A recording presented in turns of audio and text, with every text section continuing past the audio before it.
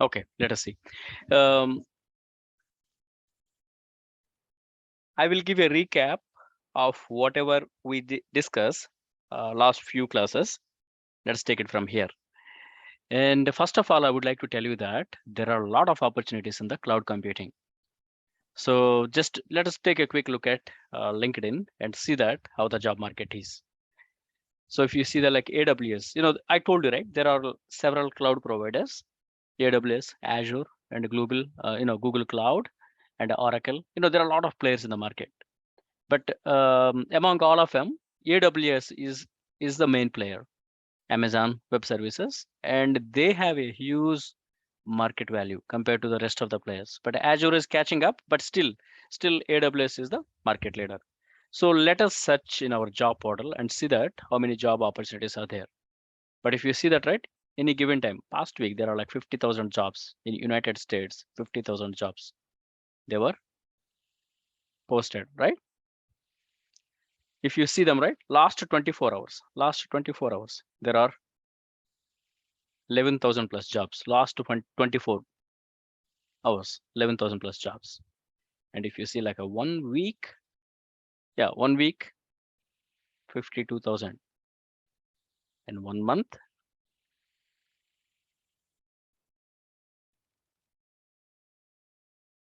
past month. Yeah, let us see past month.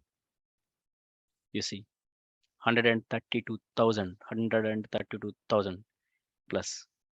And I am a hiring manager too. And we hire people for our cloud operations, people having AWS skills. Based on my experience, I'm telling you, to get the right candidate in the job market, it takes minimum average, it takes 3 months, 2 to 3 months. So such a demand here, and there are a lot of people, there are a lot of job opportunities. And considering November and December supposed to be slow period, but still you see that, right? There are a lot of jobs posted on the last 24 hours. But friends, I would like to tell you one encouraging news.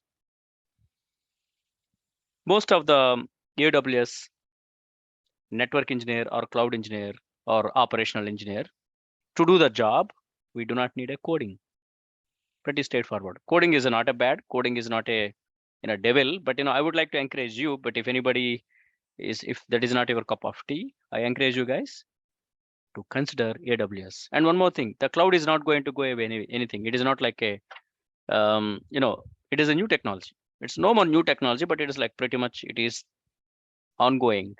It's a current trending technology. So if anyone has a passion to learn cloud, especially AWS, let me know. I can guide you guys. Because I am a senior manager on the cloud operations and I have a global team. I lead a team, a talented engineers in UK. It's a global team, UK, Montreal, Atlanta, India. So APAC region. So right. So I can definitely guide you guys. Very interesting. Initially, like any other technology, there is some learning curve. But after that, you should not, guys. Please, if you are not in the class, yeah, yeah. So yeah, it is pretty straightforward. It's pretty straightforward, and I will teach you guys step by step. We will go step by step. We are not in a hurry. Okay. Yeah. You see that any given time there are tons of jobs, and learning also very easy. And there are a lot of learning tools. There are a lot of learning tools available. And today I'm going to introduce one of those learning tools. Last time this lab we talked about it, but today I'm going to show another learning tool. Okay. And you see again, few people joined late. I mean, a few minutes late, right? So I would like to give a brief. Hey guys, AWS is one of the on-demand technologies in the job market, and it's very easy to learn. And there are tons of job opportunities, and it is not going to anywhere. It's not going to go anywhere soon, because it is pretty much in high demand. Almost all the companies, either they move over to cloud or either they're moving to cloud. Okay. But if you see them, right, last 24 hours we have 11,000 plus jobs. And if you see the past week, there are 50,000 plus jobs. And if you see 1 month, there are like 132,000 plus jobs. And any given time, the open jobs, there are like 150, yeah, pretty much like 152,000 jobs.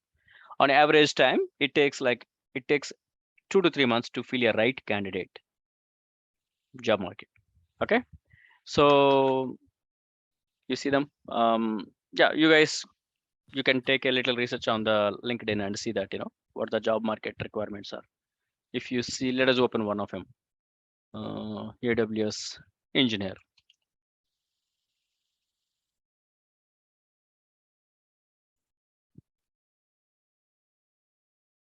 And even Amazon is hiring a lot of people actually. A good number of my friends, they join with Amazon. Huge salary, huge package. Okay, let us open one of them.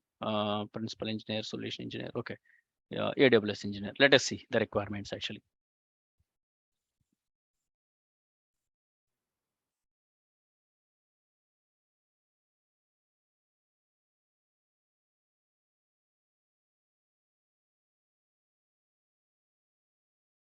You see right hand side, at least 2 years of experience, AWS tools, 2 years of experience, familiar with cognitive automation. They're looking for some automation requirement, AWS certifications. That's what, you remember, right? Guys, I always encourage you to do some certifications, because as a hiring manager, I know that we do not spend a lot of time. We do not spend a lot of time um, on the resume. So what we do, we, we have like a very short, we have like a very short time. So within very short time, like, hour or so, we should, that's the average time we can spend on resumes as a hiring manager, because we have day-to-day responsibilities. At any given time, if you receive like a 10 to 15 resumes, if you spend more than 1 hour, so we will end up spending a number of, a lot of hours on that, right? On average, we spend like an hour. So the first thing any catches anybody's attention is certifications. So certifications, we talk many times about it. And even the people who share their testimonies, in our group, so they share the same thing, whether it is a Scrum Master certification, free certifications, semi-paid certifications. Yeah, AWS has a lot of array of certifications actually. The best place to start with is AWS Cloud Practitioner. Yeah, so I am in the cloud, so I can definitely help you guys, guide you guys to get a job.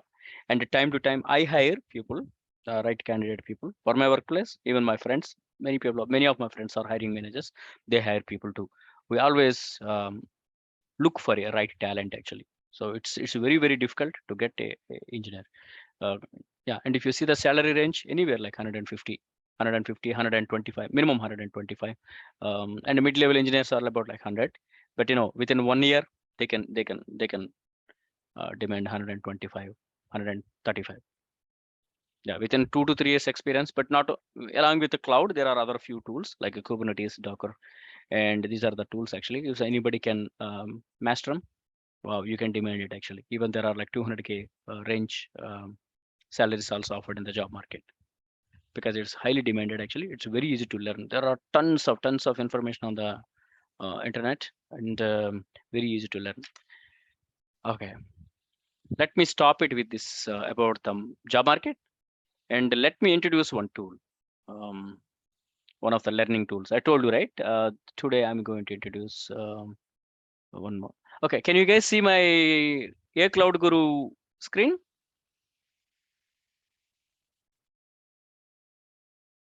Can you guys see this cloud? Yes. Yes, Okay, sir. good. Okay, Air Cloud Guru is one of the platforms. This is really good to learn it actually. Learn any cloud technologies, especially AWS. I learned some of those topics, and I like it actually. So on average, Air Cloud Guru 1 year subscription comes about $350 to $400. But especially during this holidays time, like Thanksgiving or Christmas time, even we will get a good sale for like $250 or something. So the price changes anywhere between $250 to $500.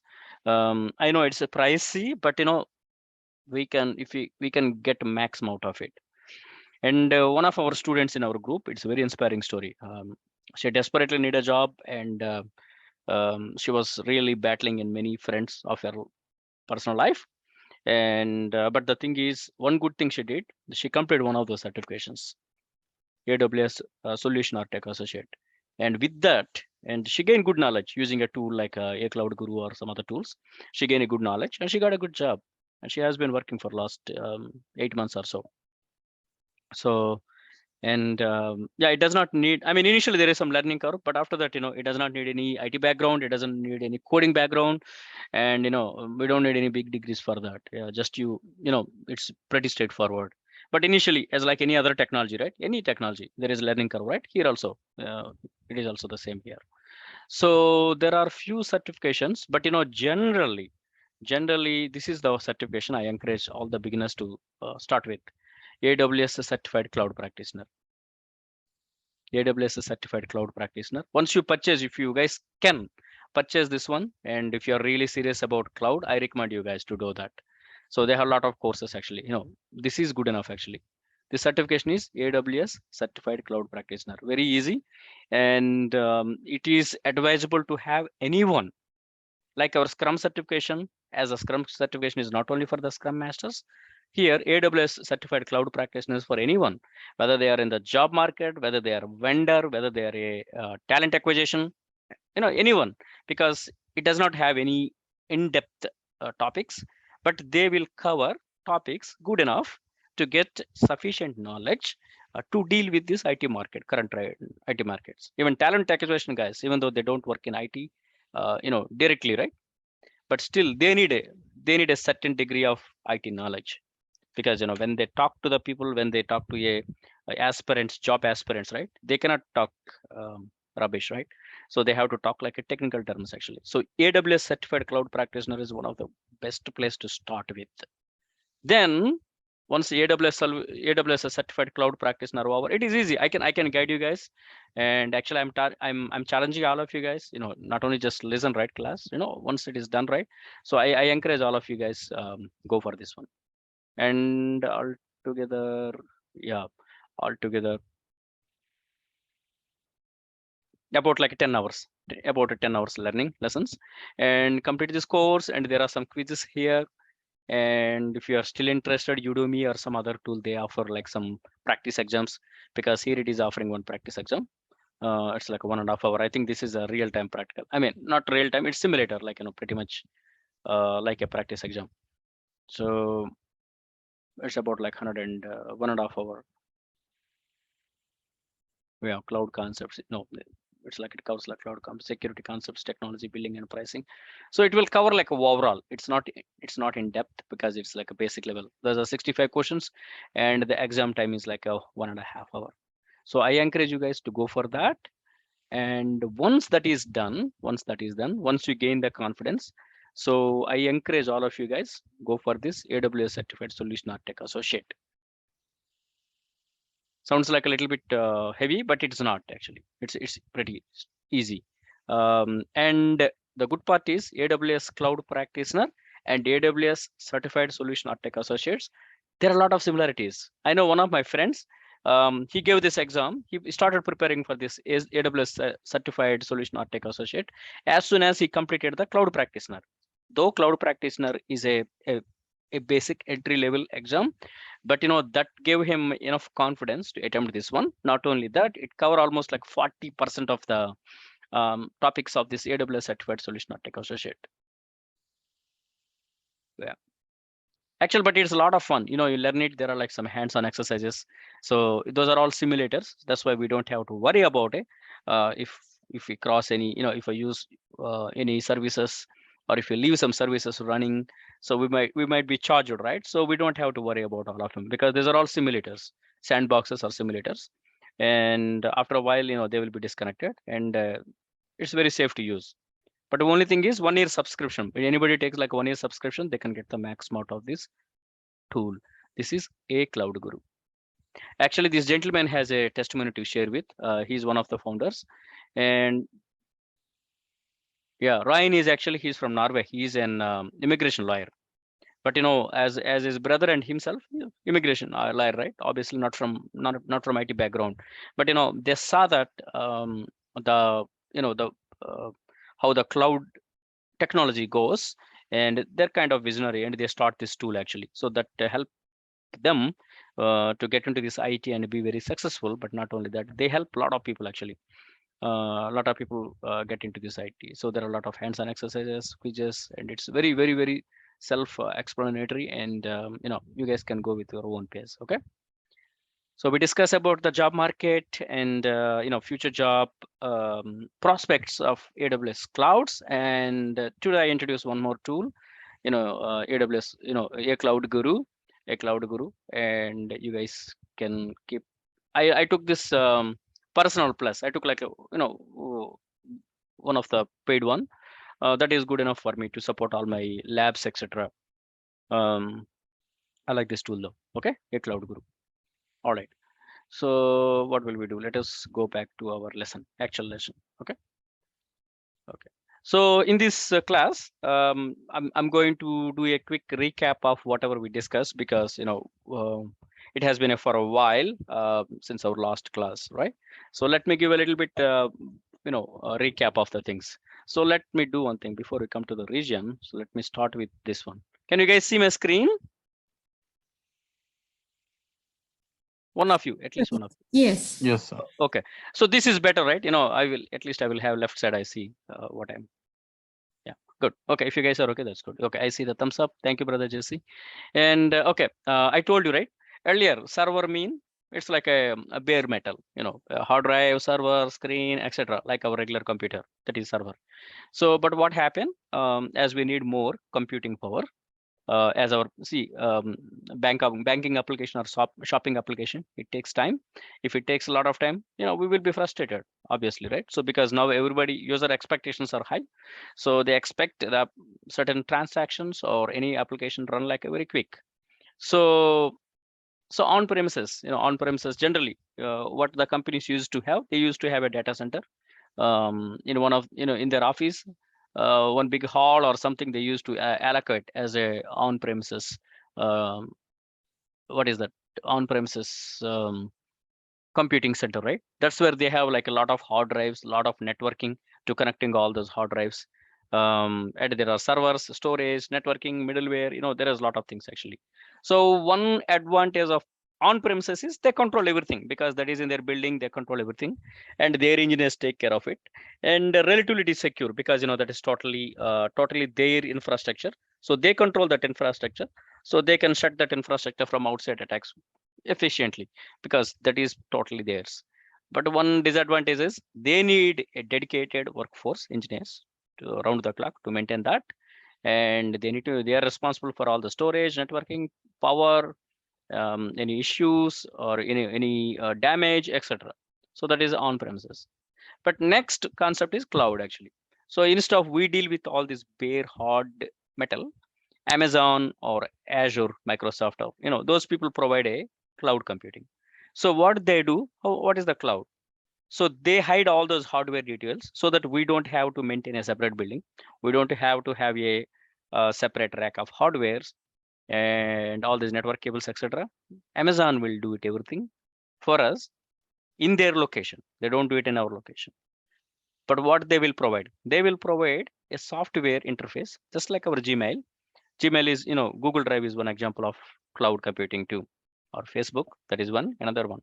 So what we do to use the Facebook, we have to install a computer and maintain a big server and heating system or cooling system or networking? No, right? Because we just open a like any other website, we open that website on our computer. So like using a cloud also like that. Just you take your laptop or office laptop when you are working on the office, right? Office laptop. Open your office laptop. In the office laptop, like you open Google, like you open Facebook or YouTube, you open a cloud URL. They will provide a URL link. You click on the link or you open the link and you will go to the cloud. But you have to provide a required credentials. Once you enter all the credentials, and if you are authorized to do that, authentication is good, then they will let you in. So that is the thing actually. So that is the beauty. And the cloud computing, there are different kind of levels actually. First, infrastructure as a service. So in the infrastructure of service, they will provide the storage, they will provide the servers, they will provide the networking, they will provide the virtualization, and everything is online. So like they will give the URL, you log into the URL. When you log into the URL, you see a server there. You see a server there, and you are, they provide all the infrastructure as a service, but you are responsible for maintaining operating system, middleware, runtime, data, application, etc. infrastructure. You are like, no, I cannot maintain all of them. Can you guys handle a little bit more than that? I don't mind paying extra. Then it is like a platform as a service. Even they take care of operating system, middleware, runtime. Because see, the problem with operating system is time to time we have to upgrade that, or else time to time we have to apply patches. What are the patches? So operating system, what happened? Time to time, they find a bug or they find some security breaches or vulnerabilities or possibilities, right? What they will do, they will put like a little bit patch, like our COVID booster dose. So first COVID dose, and after that, time to time they give a booster dose, right? Because to enhance our immunity and make sure that uh, get extra coverage. So here also, patches also same thing. Software companies, Microsoft, etc. Time to time they provide, hey guys, recently we found a security threat. You guys run this a small piece of software on all of our operating system wherever you install our Microsoft, right? So that is called patches. So platform as a service, even they take care of this operating system, middleware, runtime, etc. Only thing is they provide everything. You pay extra and you provide everything. And the only thing is you write your application. So if you are our banking, you write a banking application. If it is a what is that, retails, so you develop a retail sales, or healthcare application, you write a healthcare application. So that's what. And the fourth one is software as a service. Software as a service. Then you are like, no, even I don't have a dedicated engineers or developers. I don't want to go get into that. We are in a what is that, let us say uh, we are a we are a merchant who takes care of the clothes business, apparels, or so let me handle my business. I don't want to get anything in the software. You guys maintain a application for us. So you guys host your application. You guys maintain operating system. Not only that, you guys develop an software application for us. So in that case, what I do every year, I will give a certain percentage of money to the companies, and those companies will do everything for us.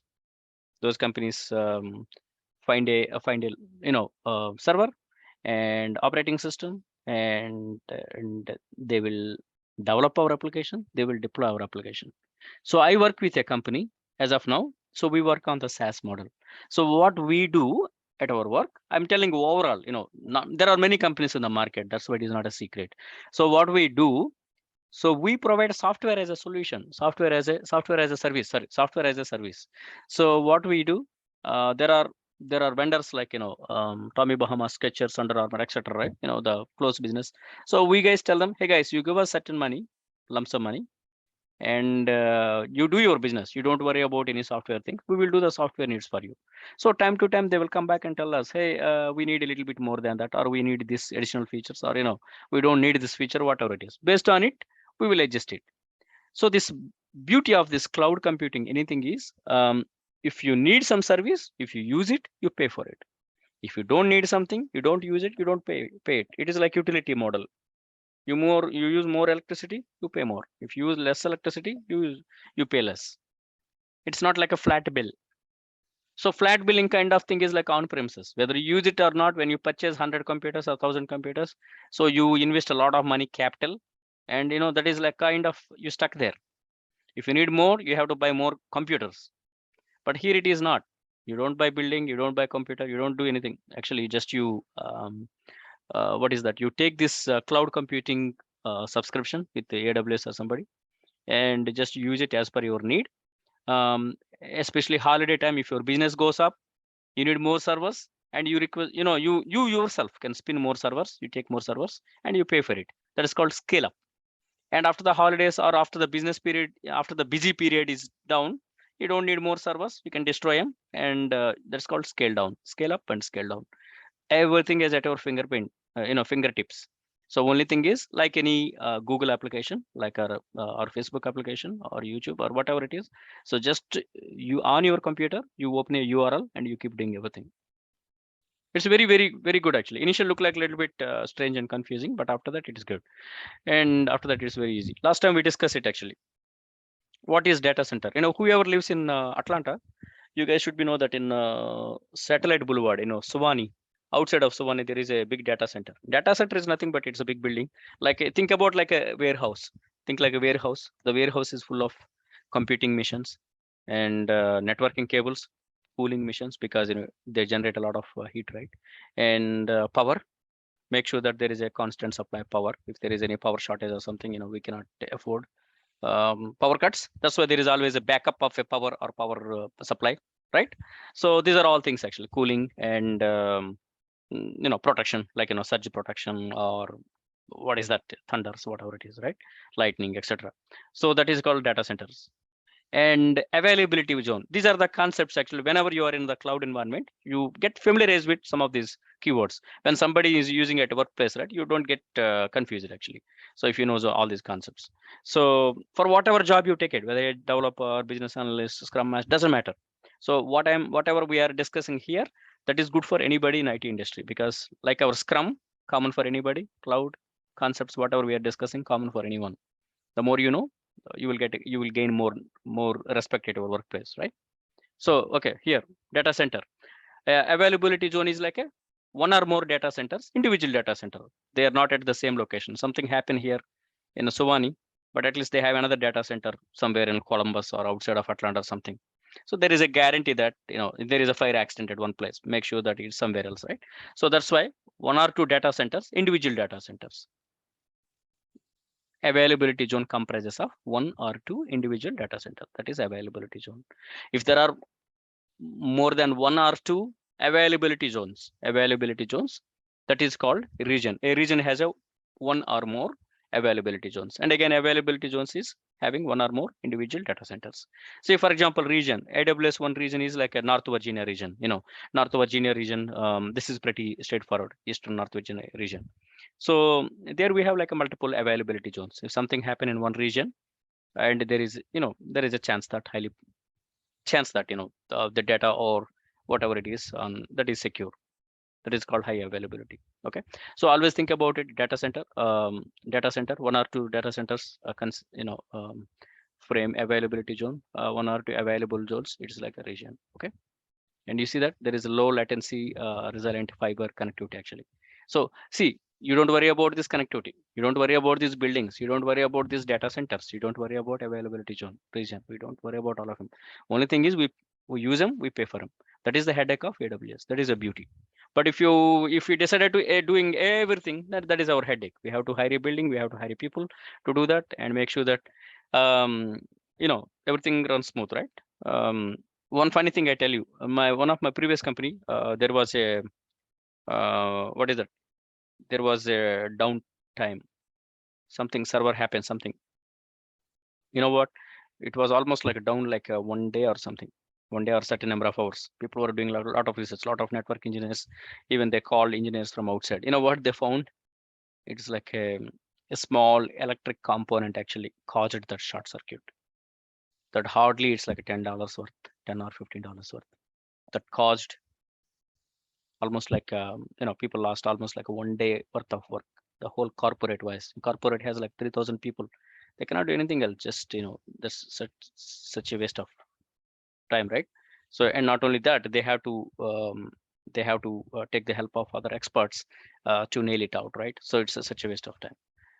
So cloud, you don't worry about it. I see that time to time AWS has some outages here and there, but that is their headache actually. So you pay the money, you demand them. Hey guys, why it is down? So to avoid all of them, they follow this rule. They have like a data centers, they have availability zone, they have multiple regions. They have multiple regions. North Virginia is one region. There is another region in Europe. There is another region in Asia. There is another region. There are like 13, 14 regions, and they keep growing. Actually, there is another region in India. So they keep growing also. If something happen here in one location of the world, still there is a guarantee that your data stays somewhere safe. Of course, everything depends on what model you go for that. You don't care your data. I'm like, okay, as long as run, that's good. If it goes, I don't care. So that kind of model, if you take it, then there is no guarantee. But if you go for, I want my data or my application runs smooth, irrespective of whatever going on in one region, then you go for that model. You while application, you check with this provider, say them, hey, I want my application to be safe. So I don't mind paying extra money. Yeah. It is almost like utility.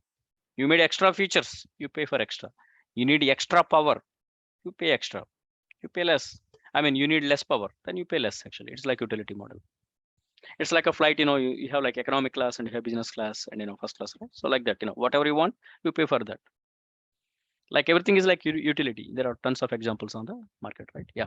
So, and AWS has a lot of services. AWS has a lot of AWS has a lot of services. AWS has a lot of it now. I told you, right? Nowadays, not only Amazon, now a lot of companies around the world, they partner with Amazon to develop like really powerful tools actually.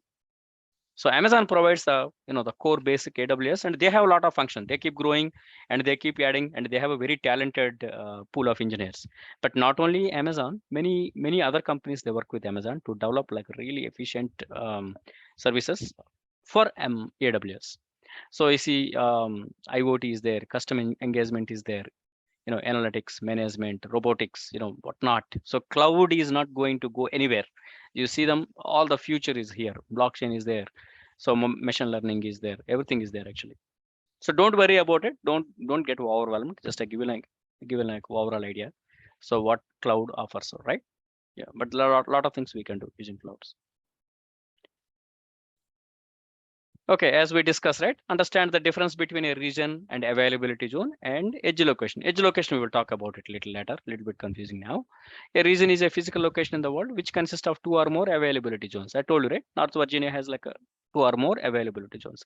Again, availability zone is 1 or more discrete data centers, each with redundant power, networking, and connectivity housed in separate facilities. I told you, right? It's a separate facility. Something happens in one data center, it won't affect the other data center. So combination of these two, these are called high availability zone. And the region is a physical location consists of 2 or more availability zone. So this map actually, data centers separated by separate power, not definitely not at the same location, at a separate locations. And high availability zones forms like availability zone, data centers form like high availability zone. Combination of high availability zones form a region. Yeah. So learn the basics, and we keep revisiting again. We keep talking about all of them again and again. Get a little bit familiar. That's it. Okay. Don't worry. So I will take you guys there. Okay. Yeah. Let's go a little bit slow. Last class actually, one of the class actually, it did not go well. So that's why I had to step back, and same concepts actually. Let us go a little bit slow this time. And right, when you want to log into your Facebook or you want to do anything, what you have to do? First, you have to get your login and password, right? So similarly, cloud, I told you, right? It is also like any other web application. So it give you a URL, but to get into that application, you need to enter your credentials, right? So there are different kind of IAM allow you to manage users and their access to the AWS console. This is important to understand how it works both. Okay, example. Okay, we'll tell you example. So as I told you, right, as it is like a web-based application, like a URL, right? So these security features are really important. So for example, our company has 100 people, and some of the people are managers, some of the people are directors, some of the people are engineers. Right? Come in company, not everybody has the same level of access, because engineers might need more level of access at the engineering level. Maybe director level, they might need access at the director level, and whatever decisions they can take it, that kind of access should help them. Got it? Maybe some other people they may not need, like a business analyst, etc. Right? They may not need as much access as the infrastructure engineers, because infrastructure engineers are the one actually they work on the actual software, right? But business analysts, etc., they need something what they can do their job, like documents, accessing some documents, accessing some policies, what are procedures, etc., right? So how we segregate or differentiate different kind of access levels? So what we do, let us not worry about AWS, but think about it. Like any military, there is a hierarchy, right? There is a hierarchy, soldiers, majors, like that, generals, whatever it is, right? So here also what we do, we will group it. Okay, there is a group called developers, there is a group called administrators, maybe developers, administrator, or like that, administrator, developer, administrator, or admin is maybe the last one. Let us do one thing actually, user, developer, admin. Let us use like 3 names, user, developer, and admin. Good. So if any new employee join the company, what they will do, they will map it one of them. Okay, whether he is a user, whether he is a developer, or whether it is an admin. So we will add him. Instead of using individual users everywhere, what we do, we will add him on a group. I tell you one thing. If a user comes with a certain kind of privileges, so we will define all of them in a policy. We will revisit again all of them. Okay, let's go let's go slowly one by one. So if our company has like a user, developer, and admin, let us think admin has a superpowers. They can access anything in the tool. And let us think the user comes with less privileges.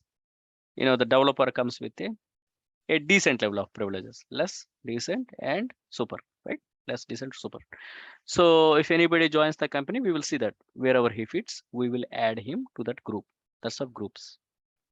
But how the computer knows that what groups does what? Computer just it will do it, whatever we will tell him to tell it to do it, right? So that's why we have to define roles.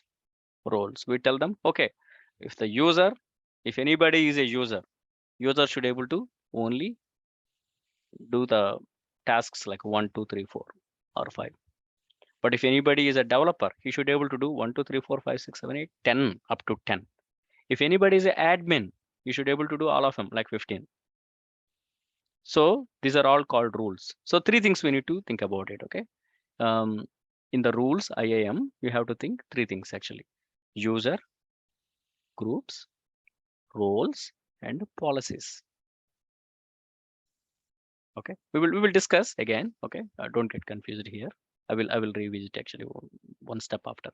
So IAM in identity access management. Identity access management. Friends, don't get confused. As I told you, right? As it is a web-based, like our Gmail, Facebook, YouTube, whatever it is. Not everybody can go to your page and post it, whatever they want to post it, right? It is ridiculous, right? So like that here also, AWS as a web-based application, it is totally secure. So it need a credential. That's like identity, access management. Prove your identity like that, right? So identity access management, we use it. So it's not only login, but once you log in, it's supposed to allow you to do certain things. That is called, first part is called authentication. You log in, that is called authentication. Authorization. Once you log in, what you can do, that is called authorization. There are 2 important terms here: authentication and authorization. Authentication, login. Once you log in, what shall you do? See, every employee should able to log in, but every employee may not do the same kind of, may not have the same kind of access, or they may not do the same kind of job. That is called authorization. So identity access management is a very powerful tool. It will take care of all these. Okay, centralized control of your AWS account, shared access to the AWS account, granular permissions, identity federation, multi-factor authentication. AWS supports multi-factor authentication. I mean, we can enable it, disable it though, but multi-factor authentication nowadays, majority of the tools, they support multi-factor authentication, because not only just login and password, anybody, we might lose it, or we might forget it, and anybody, if we get them, they can log in, right? So that's why many times they are using like one more tool to do that, mostly our mobile, right? So what will we do when we log in and enter the password? It will send a code to our mobile device, and we will use that one. Or there is a mobile application. There are a lot of applications called like Duo and even Google Authenticator, right? So it automatically generates every minute or so, it will generate a code. So we take that code and we will enter there. That is called multi-factor authentication, MFA. So AWS support multi-factor authentication and temporary access for users' devices. See what happened, some companies, not only regular employees, but they need somebody else needs access. For example, sometimes client needs some access. Sometimes this regulatory mean, people have like a, people do auditing. So auditors, they might need certain access level. So we cannot treat them like our regular employees. So what we do, we give them access for certain auditing period. If their auditing period is 1 month, we will give them access. And the taxes also based on their need. We don't give them access for everything, right? Whatever they're supposed to access, you give them enough access. So that's why even you can control that one. How long you want to give access and what level of access you want to give. You don't want to open the doors, right? So allows you to set up your own password rotation policy. Yeah, AWS, one good thing is we can set up the rules because passwords can compromise, people can lose it, whatever it is, right? So we will ask them, hey guys, there is a policy 90 days. Every 90 days, people should change their password. So what will happen? People will get a reminder because system prompt them, say that, hey guys, you need to change your password because this is a 90 days policy or 60 days policy or 30 days policy, whatever it is. But you can declare it, you can define it. AWS comes with certain recommendations, but it's you are the one actually set the policy for the organization. Okay, these are all things. IAM supports all these features. Identity access management supports all these features. But always remember, there are two things: authentication, authorization. Authentication, login and password or multi-factor authentication. You get into the system, AWS console, management console. But once you get into the management console, what you're supposed to do, that's what authorization. Okay, let's go next. But we are going to visit again. I told you, right? There are like a, sorry, identity access management. We have to think about users, groups, policies, and roles. And users such as people, employees of organization, users, right? And groups, a collection of users. As I told you, there is a user, there is a developer group, there is an admin group. User, developer, admin group. So you group all of the people. If there are like 1,000 employees, you're not going to add individually 1,000 people. So what we are do, we will group them like in 3 groups or 4 groups, depends on company needs. And we will put like, okay, maybe 200 people as users, another 400 people as developers, another 400 people maybe admins. So 1,000, that's how we map them. If anybody leaves the organization, what will you do? We don't go all over the resources and remove them, right? We will simply remove them from the group. It is very easy to maintain because once you have the groups, these groups can be mapped with a lot of resources, system resources. They may be by hundreds of places. You're not going to remove the user from all the locations. Where you are going to remove? You go to this identity access management, IAM, go to the IAM. So there you will remove the user at one place. Whether he has 1,000 resources, whether he has 1,000,000 resources, doesn't matter. He be gone. Or if you get a new employee, instead of you adding him on all the 1,000, go to the 1,000 locations and add him. So just you add him identity access management directory. That is called groups. And policies. Policies are made up of documentation called policy documentation. And these documentations are in format of JSON. There is another interesting thing is JSON format. Earlier you guys might be know that, right? HTML format, and after the HTML there is XML format. But nowadays it's predominantly JSON is pretty much good. JSON is very, very easy to write the file, and very good actually. And the fourth one is like roles. You can create roles and then assign them to the AWS resources. You can say that, okay, if the user is, if for example, a person, let us say one example, right? Okay, Sam, a person Sam, if the person Sam is a user, individual user. When Sam joins a company, what will we do? We will add Sam to the admin group. So Sam individual, now he is a part of a group called admin group. Okay, but we have to define the roles, what admin should do. So all these policies, and we will write using the JSON. That's why system knows that what the admin can do. We can change the rules, we can update the rules, we can delete the rules, we can play with them. So these are all actually roles: user, group, roles, and policies.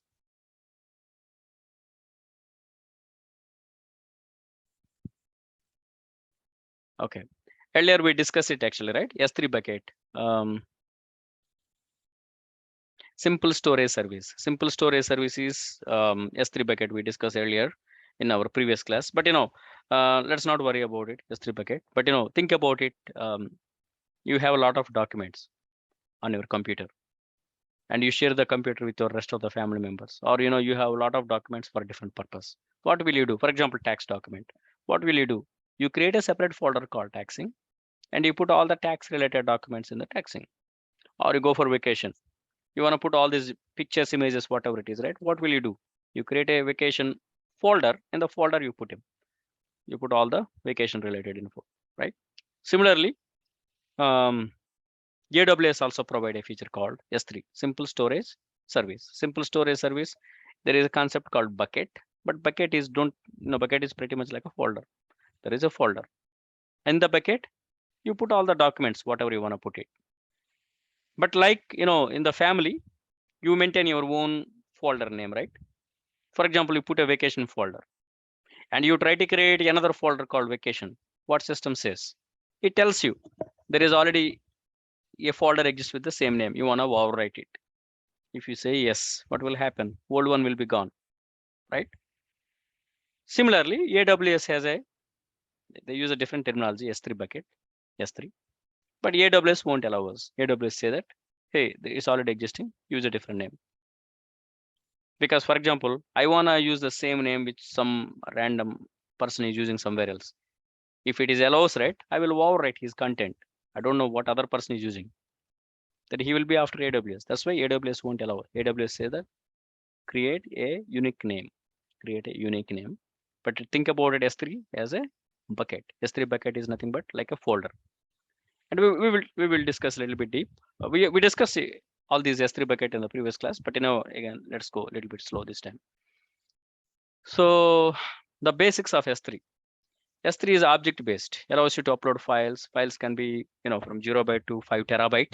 There is an unlimited storage. Files are stored in the bucket. Okay. I told you, right? Whatever you store in the S3 bucket is called object based. Okay. That file can be like a 0 byte or 5 terabyte and unlimited storage. I mean, maybe there might be limitation. AWS has limitations too, because behind the scene, behind whatever it provides the interface, behind the scene there is a hardware, right? There is a hardware, there is a networking, there is a VPC, etc. But we don't worry about all of them because somebody maintains all of them for us. Who? AWS maintains all of them. We just pay the money. So that's why it is say that unlimited storage. For us, pretty much it is like unlimited storage, but right, there is a limitation for the hardware, but considering their network, considering their capabilities, pretty much it is for unlimited for us. Again, I'm telling you, this is a utility model. Nothing is a free. There is no free meal, right? Nothing is free. You use it, you pay for it. You need more, you pay more. You need extra features, you pay extra. Like our flight. No, I don't wanna travel in the economy. I wanna go to first class. Awesome. Pay more. So like that. Okay. It is totally like a utility model. Yeah. So you drive your organization need. Nobody is going to dictate you. Nobody is going to confine you. It is totally you are your boss. Hey, I want this many servers. I want S3 bucket. I want the features like multiple replications. I want my application to be in high availability zone here. One region in America, one region in Asia, one region in somewhere in Europe. Awesome, sir. But you pay certain money, right? Okay. S3 bucket is object based. Think of object just like a files. Objects consist of the following: key, value, version ID, metadata. Last time we discussed it, actual version ID. See, we copied something, but after 5 days, we realized that whatever we have the file, we need a file like 1 month ago. How we can retrieve it? If you have the same copy, if you keep updating or updating or what is that, overwriting, right? There is no way we can get it back like previous one. That's why they do a concept called version maintenance, version ID, either using this timestamp or using the names or versions. We can do the version management so that we can retrieve even previous copies, whatever way. Okay, that's called version ID. So this is simply the name of the object, value that is simply the data and is made of a sequence of bytes. Okay, key and value, right? So see the file, whatever we save it, right? Whatever we save it, the computer uses its byte form to save it. But that's its business. We don't worry about it. Whenever you want to retrieve your file, whenever you want to get your file, whenever you want to get your object, you can get it. But internally, it maintains like a key and value. and version ID. So we will discuss more, when we start doing some hands on it actually. Metadata is data about data you are storing actually. So system needs all this information, right? See, if I upload a document here and I give access to somebody across the globe and he needs to access the document, when he retrieve the document, he should get the document, not my neighbor's document or somebody else's document, right? Or some, right? Because I have to provide all these details actually. I have to provide the URL, but system internally behind the scene, it will calculate that whatever he is retrieving, that is what he's supposed to retrieve, not somebody else's information, right? So that's why make sure that everything goes smooth. We have to provide a lot of info to the system. That is called metadata. Okay. Let's take it easy a little bit, but here it is S3 bucket. Whatever we store it, those are called objects. Think like object is just a file or image, a document or anything.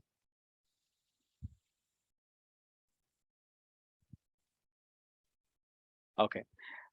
See, when you guys give these certifications, I encourage all of you guys, if you just keep listening and leave it, right? So it's very easy.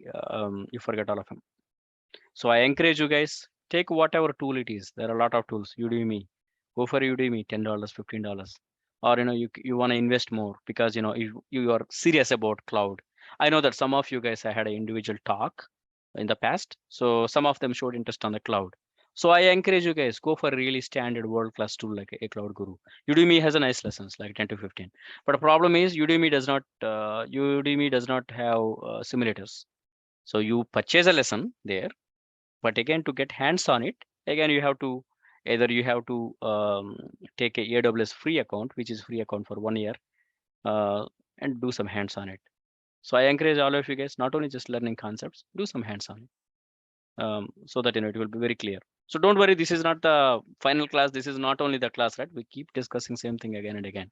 Even I need a little bit of clarity too, before I teach it, right? So yeah, we are all on the same page. Yeah, we can keep visiting again. Okay, there are two concepts you have to learn. How does the data consistency work on S3? I will explain actually. Read after write consistency for puts of new objects. Eventual consist of writing puts and deletes. Okay, good. Okay, I keep a image. I keep a image document on the S3 bucket. Okay, I post it there. Again, I want to retrieve it. I want to read it, or else I give my URL to one of you guys.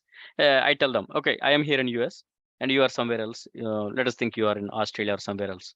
I will tell them, hey, I will post all these images in the S3 bucket, and here is the URL. You access them. It's pretty much like a Facebook. I posted here, right? People anywhere in the world, they can access that, right? It doesn't matter wherever the geological location. So I give you a URL. For example, I posted here. You access them there. So that is called immediate. I place something, you can immediately access. So whatever I place it here, whatever I upload it here to the S3 bucket, you can access it. Whatever I upload here, the same thing you access there. So there is relatively the latency, the waiting period is less when you do that. But there is another thing. I put an image, for example, I put an image, image here. I put an image here. I ask one of you guys, hey Sam, I give one random name, right? Hey Sam, I put the image A, access that one. Sam access that one. It's a relatively less latency. He can access that one. But after that, I change my mind. Image A, I deleted that. And I put another image, B. Or else I update this image, same image or whatever image, another image. If it is a new image, latency is less. But if the same image, I change that. And again, I overload that image. And I ask Sam, can you access now? I overwrite the document, I put another document. If Sam access somewhere, he is in, let us think I'm in US and he is in Australia, right? Hey, Sam, I put the image here, access it, he access it. But after that, I drop that image here. I ask him, Sam, can you check it now? The image is not there because I already deleted it. but Sam might see that image in Australia because there is some latency, there is some waiting period.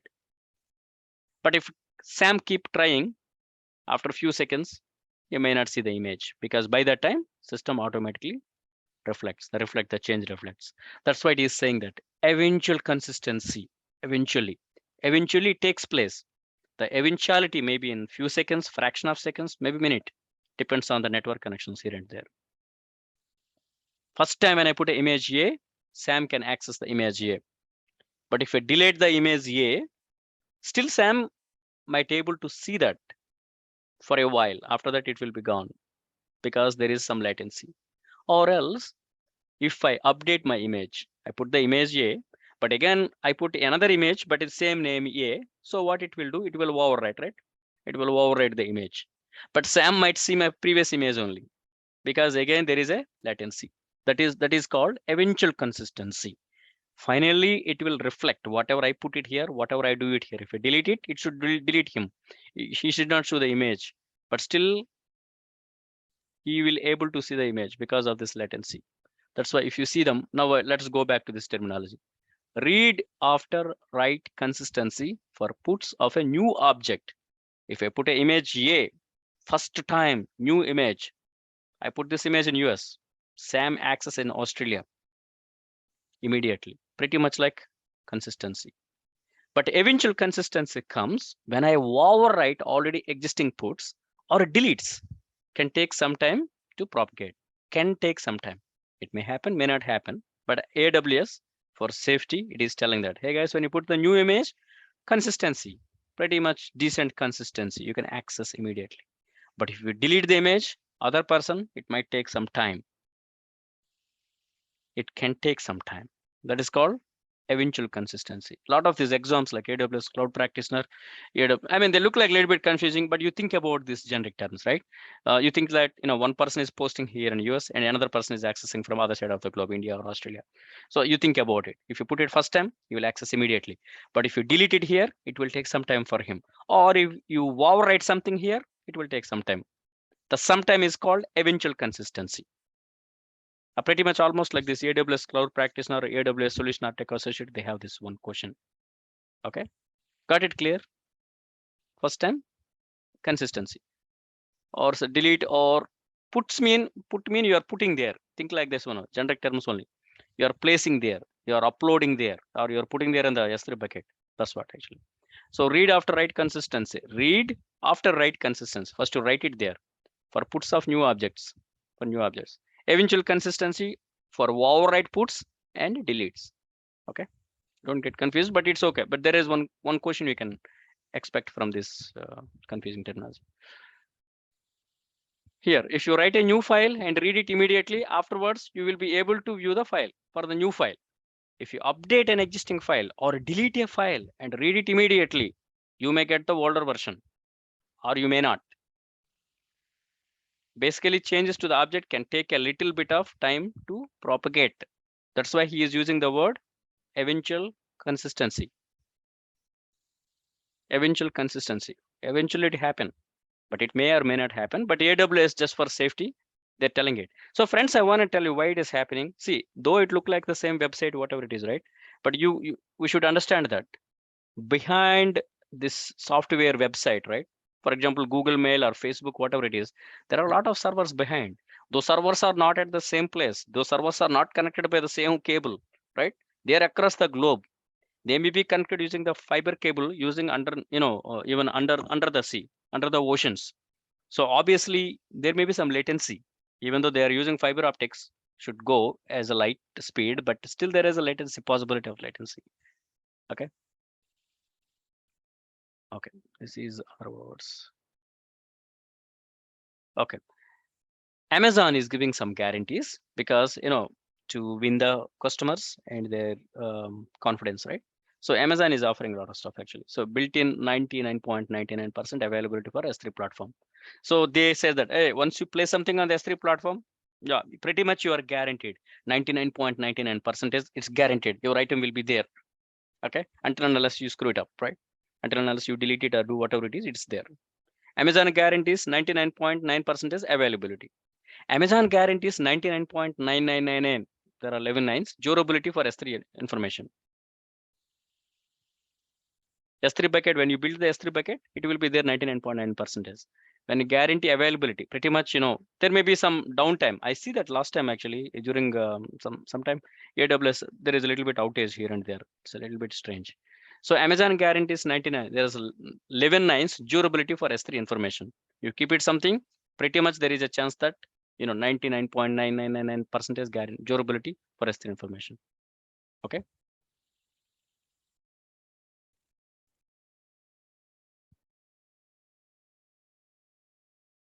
Yeah.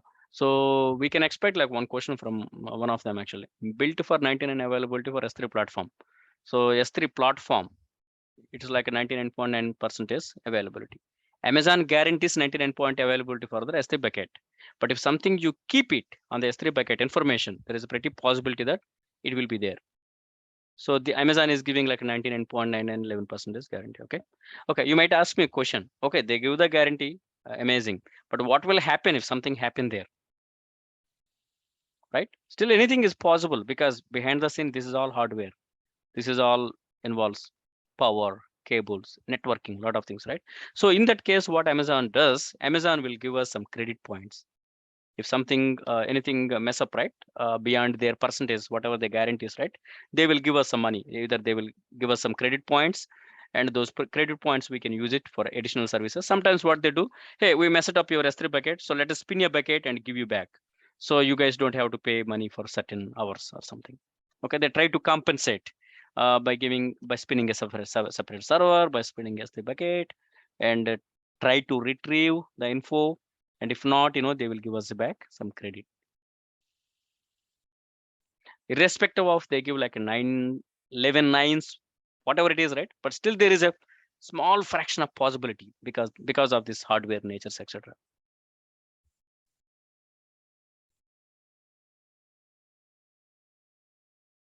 Yeah, we already discussed that actually. Okay, I told you, right? Yeah, S3 bucket is pretty much kind of folder on your laptop. You think like that, okay? But Amazon also offering S3 bucket like a folder, like a bucket, but they have like different flavors.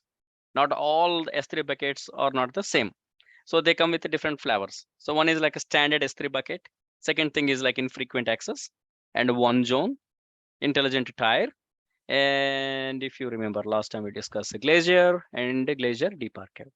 Okay, standard mean regular, 99.999% availability, 99.9119 durability, stored redundancy, access multiple devices and multiple facilities, and is designed to sustain the loss of two facilities concurrently. You see, it can sustain loss of two facilities concurrently because to do that, obviously they store that info in more than one high availability zone, or maybe in more than one data center. Facility mean maybe data center, I think.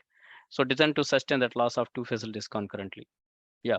So to sustain loss of two facilities concurrently, then in that case, the data center not supposed to be next to each other. Those are like high availability zone. If you remember our high availability zone, right? One or two data centers which are separated, one or two data centers which are separated by individual cable, redundant cable. I mean, they're not in the same location. They're not next to each other. They're not next to each other physical location. That's why if something happened in one location, still it can sustain the data, survive, right? Okay. S3 standards and infrequent access. See, the thing is, S3 bucket also, if you need access quite frequently, then you go for one model. You say, okay, I store some image. Last time we talked about bank statements. The current bank statements, especially on beginning of the month, right? Everybody is interested in, because that's where we have to do our financial planning. Everybody is interested in. How much are you interested in last year's November 1st statements? Maybe not, until and unless we need for taxing, right? So that is a little bit infrequent. So is there any logic? You pay for the same money, whatever you pay for the S3 standard, for the S3 standard infrequent access? No, because you need it's all, everything goes by demand. I told you, right? It's like utility model. You use it more, you use extra features, you pay for more. But if you don't access it frequently, then we don't go for the same financial model. We will say that, hey, that's fine. You put this information on the S3 bucket, but infrequent access, because I don't access it as frequently as I access the current data. That's why I go for that. Or there is another thing called one zone. What will happen if you put in the information on the only one zone? If the zone is down, whatever reason, you will lose the information. So what will we do? We will go that kind of model. If our data or if our objects, if our files are not that much important, what will we do? We are like, okay, we will put it on the S3 bucket, but still we are okay. We can survive if we lose that information. So then we will go for one zone. Intelligent tier. Intelligent, and what it will do, it will move the data. It will use this artificial intelligence algorithms. What it will do, it will move our data from our standard to infrequent. Actually, what it will do, so the system itself use some algorithms. They will see that, hey, this guy is accessing current bank statements quite often, but he's not using any bank statement more than 1 month quite often. So once the system algorithms identify that kind of patterns or access patterns, what they will do, they will keep the every month current statements in the S3 bucket, and they will move the previous old statements into the S3 IA. So you don't have to do it manually. You will set the rules for the system, and system will automatically generate it because they have algorithms. They do that actually. So that is called an intelligent tier. Actually, when you take the intelligent tier, right? Intelligent tier, it will save money for you. So it will act as your agent. So I'm not sure about it, how it works, but I'm sure, as I told you, nothing is free here. Amazon charges for everything. So when you do it S3 bucket itself, I think there is an option like, hey, I want to go for S3 intelligent bucket. So maybe obviously it will give the option and it will take care of your needs. Frequent access, S3 standard. Not frequent data, S3 IA, infrequent access. Okay.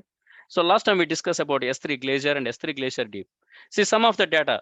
Okay, bank statement, this current day bank statement or bank information. Wow, everybody is interested because we have to pay all the bills, right? Interested, good. Last year, not so much interested until and unless some taxing purpose. What about some information 10 years ago? September 1st, bank statement of 10 years ago.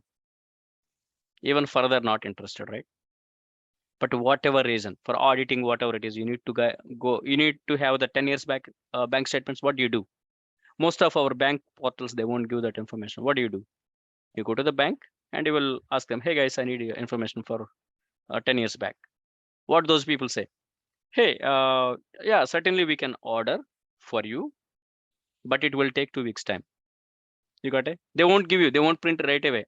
If they can print, they will do. But if they say, I really doubt 10 years info. So what they will do, hey, yeah, we need to order for you. And yeah, it will come to your mailing address, leave your mailing address and pay the money. So what they will do in the backdrop, they will put your order.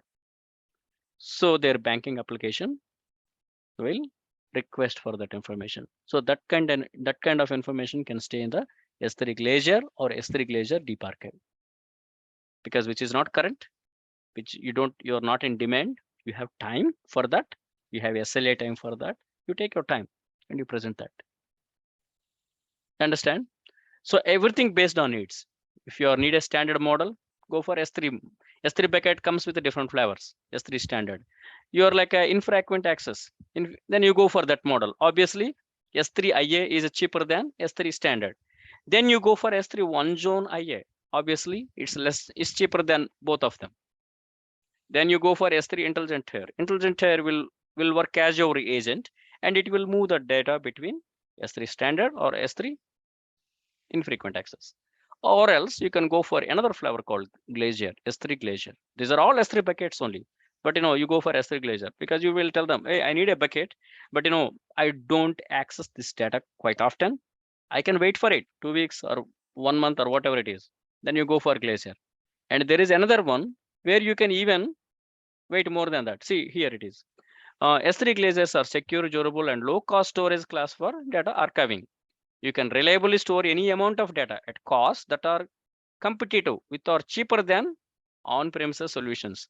Retrieval time configurable from minutes to hours. Okay, minutes to hours. Think about it. If it is a standard, I'm sure standard is definitely not in hours. Okay, 99% availability and designed to sustain loss of two facilities concurrently. Okay, S3 standard, like our Facebook. You post something, can you wait like 1 hour to see your change? Nobody, right? So we want to see instantly. So obviously it cannot use storage like archiving Glacier or something, right? Or deep archiving, deep Glacier, it cannot use it. So it should be supposed to be standard, right? Think about the bank statement only. Current bank statements go for standards, and little bit older they go for infrequent, and even further older, either depends on it, it can go to the Glaciers. Okay. Okay, it's a small comparison. It's a quick comparison. What I will do, I will share this slides also, okay, with you guys. Okay, just take a look at them, and if you have any questions, let me, let's discuss in the next class. Or yeah.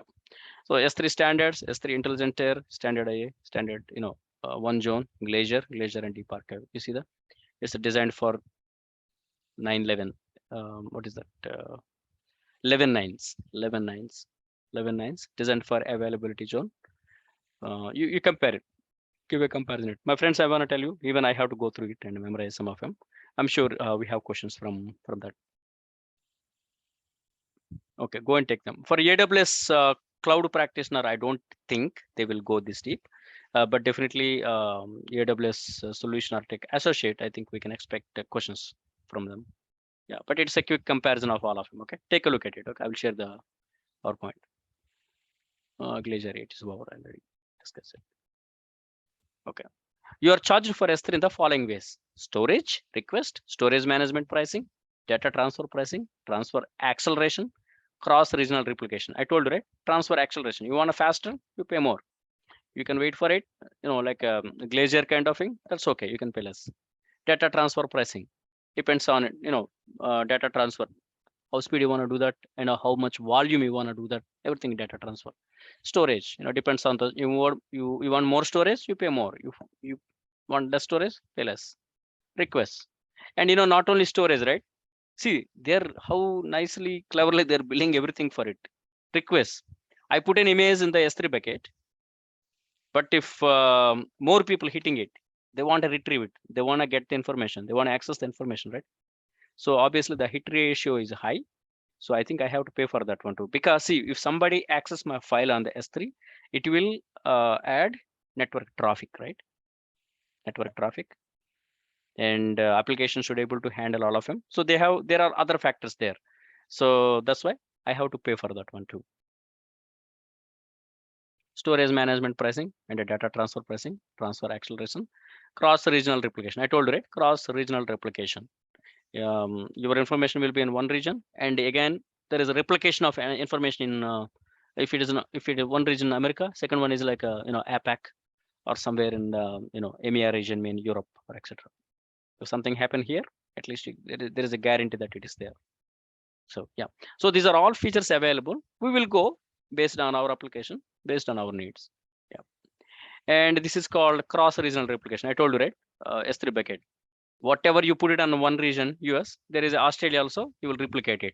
Something happen, if God forbid and something happen here, but still your info is here, safe in Australia. You guys don't have to do anything actually. If you take this model, when you put information here, it automatically replicated on different region. Okay. Hey friends, I mean the next classes will be more. I will give more details because I need to do study a little bit more too, and I will come back with a little bit more clarity if you have any questions here, and let us do some hands-on also. So before I do any hands-on, right, I will do a little bit exercise on it, and I will come with all the steps, make sure that everybody follow them easily. Okay, yeah. So these are the basics. Okay, quick recap: on-premises versus cloud. In the cloud, again, there is a infrastructure as a service, platform as a service, software as a service. They call it like a IaaS, PaaS, software as a SaaS, actually. And second thing is data center, availability zone, and region. We discussed that.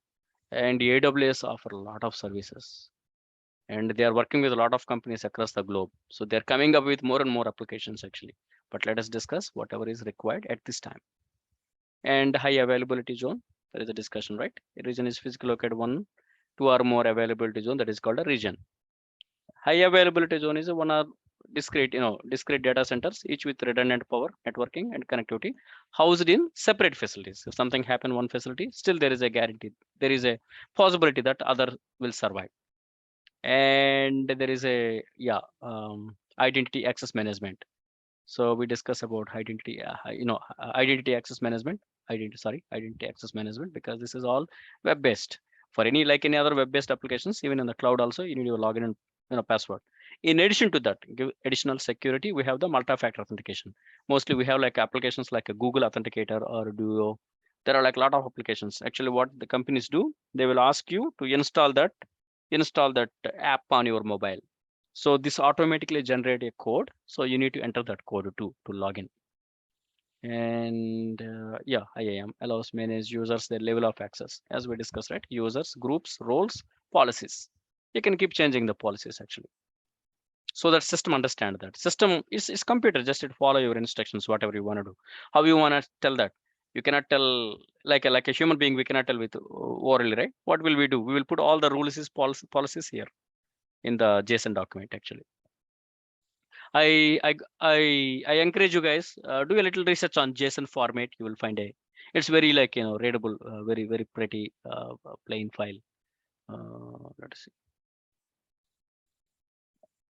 Because nowadays many configurations in AWS they go by JSON actually. So you don't have to learn anything. Just you see that there is a syntax JSON sample file. Very easy. Yeah. Maybe let's take this one.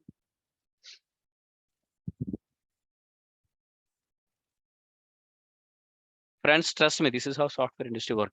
If Google is down one day, yeah, many companies they have to shut their shop for the day. Okay, everything is available here. Coding, learning, cloud, anything, any technology, very easy. It was different like 10 years, 15 years ago, but nowadays there are a lot of tools available. See JSON format, that's it. You have like one square bracket here, and you close it with this one, and there is a flower bracket here, and this is a key, this is a value. Left side is a key, right side is a value. Key value, and you close this one. This whatever is like one first flower bracket, that's like one component, that's why there is a comma. And second thing is key value, second component, third component. You see that, right? Look like it is like our array, like first person track ID, report ID, first component, all the four values. It has like four values. Second thing, third one. If you have like 100 components, you will keep repeating the same thing. Like the flower bracket, starting and closing, separate by comma. But the last component, you don't put a comma. These are all called syntax actually. Something happened, your system will tell you. So pretty straightforward. In first look itself, we can tell that there is a square bracket starting, there is ending. There is always when there is a starting, there is ending. You have to close that bracket actually. So now these are like individual components. You can tell that those are pretty. I don't know what is there, but even by using the first look, I can tell that. Okay, look like there are similar components separated by comma. Track ID, report ID, left hand side, these are key. Right hand side, these are called values. Key value. Three elements. That's it. JSON file. Pretty straightforward. Many components nowadays they are using JSON. So yeah, this is a JSON file. When you see next time, you know that what is that, right? And before JSON, people use like XML file actually. These are XML files.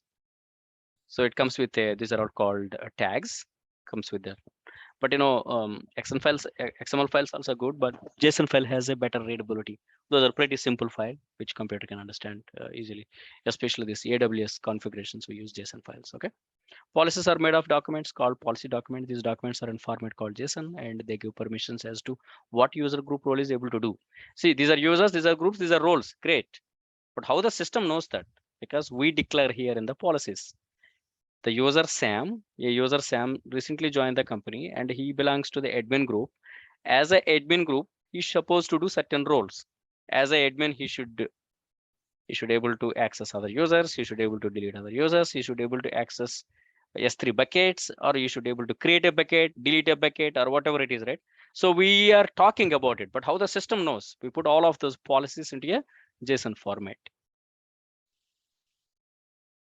Okay.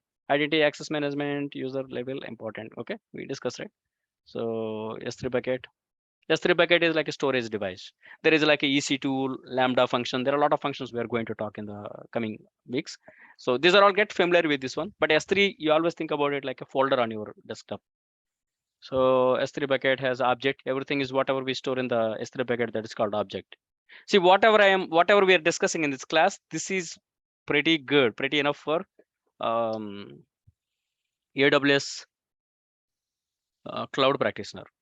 Not for the solution architect associate, you need a little bit more hands-on, but pretty much this is good enough to clear that AWS cloud practitioner. Okay, as I told you, right, there is a key value and version ID metadata. Metadata tells the system what we are storing, where you are storing everything. System will understand using this metadata. This is pretty much for the system. Most of the time, metadata is generated by the system itself. We don't do that. And I told you, right, S3 bucket, there are two things we need to consider. There is like immediate consistency for puts of new objects. When there is a new object, there is a pretty good chance, pretty good chances you access it immediately. But if it is not a new object, if you are overwriting something or you are deleting something, there is some latency. Eventually it work, but there may be some delays, right?